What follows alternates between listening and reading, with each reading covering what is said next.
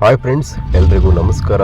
Welcome to our YouTube channel Savi Savi ನೆನಪು.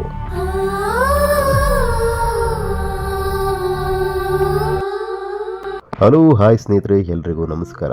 ಜೀವನದಲ್ಲಿ ಕೆಲವೊಮ್ಮೆ ಒಂದು ಮಾತು ಸಾಕು ಮನಸ್ಸಿಗೆ ಹೊಸ ಧೈರ್ಯ ತುಂಬಲು, ಒಂದು ಕತೆ ಸಾಕು ಬದುಕನ್ನು ಹೊಸದಾಗಿ ನೋಡುವಂತೆ ಮಾಡಲು. ಅಂತಹ ಮಾತುಗಳು ಮತ್ತು ಕತೆಗಳ ಲೋಕಕ್ಕೆ ನಿಮ್ಮೆಲ್ಲರಿಗೂ ಹೃತ್ಪೂರ್ವಕ ಸ್ವಾಗತ.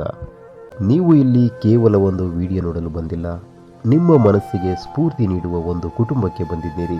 ಇಲ್ಲಿ ನಿಮಗಾಗಿ ಮೋಟಿವೇಶನ್, ಮನಸ್ಸಿಗೆ ಮುಟ್ಟುವ ಕಥೆಗಳು, ಪ್ರೇರಣಾದಾಯಕ ವಿಚಾರಗಳು, ಜೀವನದ ಸಣ್ಣ ಸಣ್ಣ ಪಾಠಗಳು ಮತ್ತು ಹೃದಯವನ್ನು ಸ್ಪರ್ಶಿಸುವ ಮಾತುಗಳು ಸದಾ ಇರ್ತವೆ.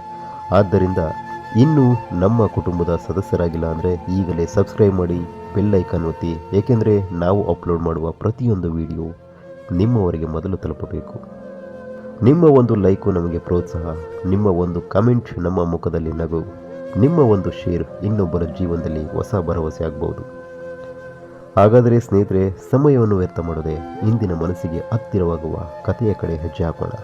ಕೊನೆಯವರೆಗೂ ನಮ್ಮ ಜೊತೆ ಇರಿ, ಏಕೆಂದರೆ ಕೊನೆಯಲ್ಲಿ ನಿಮ್ಮ ಹೃದಯದಲ್ಲಿ ಉಳಿಯುವ ಒಂದು ಸಂದೇಶ ನಿಮ್ಮನ್ನು ಕಾಯುತ್ತಿದೆ.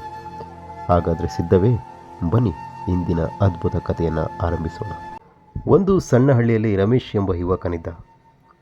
ಅವನು ಬಡವನಾಗಿದ್ದರೂ ಎಲ್ಲರಿಗೂ ಸಹಾಯ ಮಾಡುವ ಒಳ್ಳೆಯ ಮನಸ್ಸಿನ ಹುಡುಗ. ಒಂದು ದಿನ ಕೆಲಸ ಮುಗಿಸಿ ಮನೆಗೆ ಬರುತ್ತಿದ್ದಾಗ ದಾರಿಯಲ್ಲಿ ಒಬ್ಬ ವೃದ್ಧರು ಭಾರವಾದ ಚೀಲವನ್ನು ಹೊತ್ತು ನಡೆಯುವುದನ್ನು ಕಂಡನು.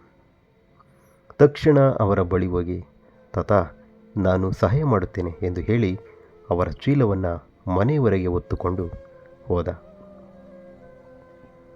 ವೃದ್ಧರು ಸಂತೋಷದಿಂದ ಆಶೀರ್ವದಿಸಿ, ಮಗನೇ, ನೀನು ಮಾಡಿದ ಈ ಸಹಾಯವನ್ನು ಜೀವನ ಎಂದಿಗೂ ಮರೆಯುವುದಿಲ್ಲ ಎಂದು ಹೇಳಿದರು.